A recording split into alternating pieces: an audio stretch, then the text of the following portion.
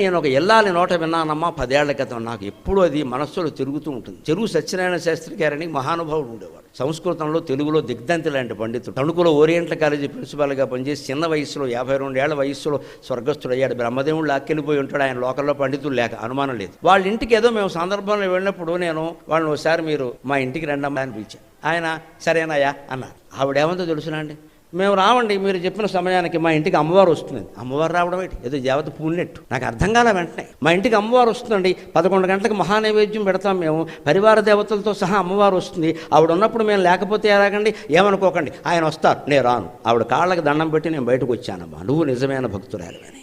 అమ్మవారు పరివార దేవతలతో సహా ఆ ఇంట్లో ఉందని ఆవిడ భావన చేస్తుంది. కాబట్టి నైవేద్యం సమయంలో నేను ఎక్కడికి రాను అని చెప్పింది ఆవిడ. ఆయన వస్తారు, కావాలంటే తీసుకెళ్ళండి, నేను రాను, ఏమనుకోకండి. లేదమ్మా, మీరు చేసే పని చాలా గొప్పది, మీలాంటి వాళ్ళని నమస్కారం చేసుకుంటే పుణ్యం మాకు బుద్ధి వస్తుందని వచ్చాను. అది భావన చెయ్యాలి.